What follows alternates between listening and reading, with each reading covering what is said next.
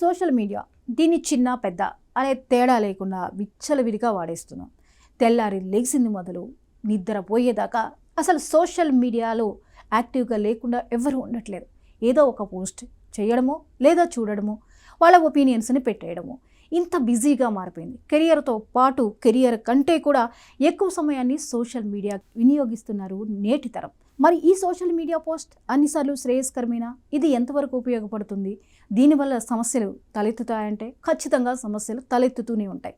మనం చేసే ప్రతి పోస్ట్ మీద మనం ఎంతో జాగ్రత్తగా ఉండాల్సిన అవసరం ఉంది. ప్రతి విషయాన్ని సోషల్ మీడియాలో పోస్ట్ చేయడం అంత శ్రేయస్కరం కాదు. మనం ఏం పోస్ట్ చేస్తున్నాం, ఎందుకు పోస్ట్ చేస్తున్నాం, దానివల్ల మనకున్న ఉపయోగం ఏంటి, దీన్ని పోస్ట్ చేయడం వల్ల ఎలాంటి సమస్యలు రాకుండా ఉంటాయా అనేవి అనేక రకాల క్యాలిక్యులేషన్ చేసుకున్న తర్వాతనే సోషల్ మీడియాలో పోస్ట్ చేయాలి. లైక్ల కోసమో షేర్ల కోసమో మనకి ఫాలోవర్స్ పెరగాలను సోషల్ మీడియాలో అధికంగా అత్యుత్సాహాన్ని చూపితే ఏదో ఒకరోజు దెబ్బ పడిపోతుంది. అలాంటి ఘటన ఇప్పుడు మనం మాట్లాడుకుంటున్నాం. ఒక సోషల్ మీడియా పోస్ట్ 22 లక్షల ప్యాకేజీ జాబ్ గోవిందా అనేలా చేసింది. స్టార్టప్ వ్యవస్థాపకుడు మొహమ్మద్ అహ్మద్ భాటీ ఇటీవల తన కంపెనీలో ఒక ఉద్యోగానికి ఎంపికైన అభ్యర్థి నియామకాన్ని రద్దు చేసినట్టు లింక్డ్ఇన్లో చెప్పారు. ఇంటర్వ్యూలో అభ్యర్థి ప్రతిభకి ఆయనకి చాలా ముచ్చటేసిందట. బడ్జెట్ కంటే ఎక్కువ జీతం ఇచ్చేందుకు ఆ కంపెనీ సిద్ధపడింది. అయితే ఈ వెరిఫికేషన్ చెకప్లో భాగంగా మీడియా ఖాతాలను పరిశీలిస్తే కొన్ని వర్గాల్ని కించపరిచేలా ఆ అభ్యర్థి కొన్ని కామెంట్లు పెట్టారట. అయితే ఆ కామెంట్లని అబ్జర్వ్ చేసింది కంపెనీ. అయితే ఒక వ్యక్తి ఎంత ప్రతిభావంతుడైనా ఆ ప్రతిభతో పాటు గౌరవం కూడా అవసరం, ప్రాథమిక విలువలు కూడా అంతే ముఖ్యం.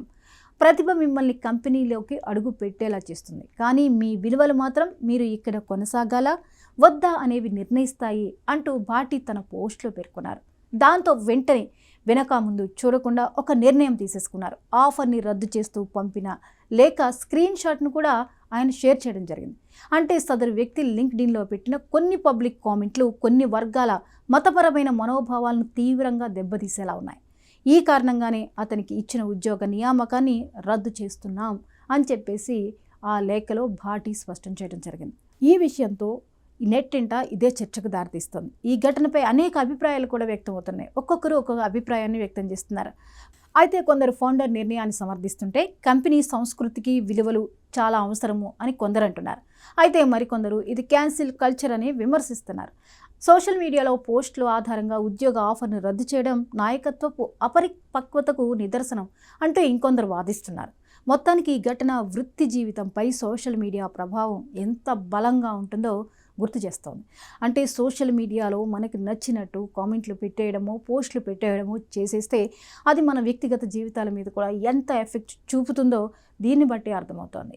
ఎంతో మంచి ఉద్యోగం, అలాంటి ఉద్యోగాన్ని కోల్పోవలసి వచ్చింది పెట్టినటువంటి కామెంట్స్ ఆధారంగా.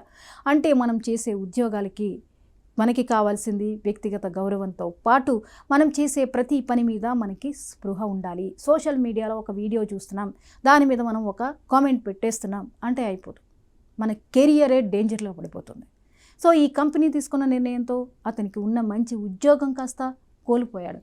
కాబట్టి సోషల్ మీడియాలో యాక్టివ్గా ఉండడం తప్పు కాదు, కానీ ఎంతవరకు యాక్టివ్గా ఉండాలో, ఏ మేరకు మనం కాంప్లిమెంట్లు పెట్టాలో, మన పరిధి ఏమిటో ఆ పరిధిని దాటకుండా మనం చేసే కామెంట్స్ విషయంలో కూడా మనం జాగ్రత్తగా ఉండాలి. మనం పెట్టే పోస్టులు మాత్రమే కాదు, మనం పెట్టే ప్రతి కామెంటు కూడా మన భవిష్యత్తుని నిర్ణయిస్తుంది అని అనడానికి ఇది ఒక నిదర్శనంగా చెప్పొచ్చు.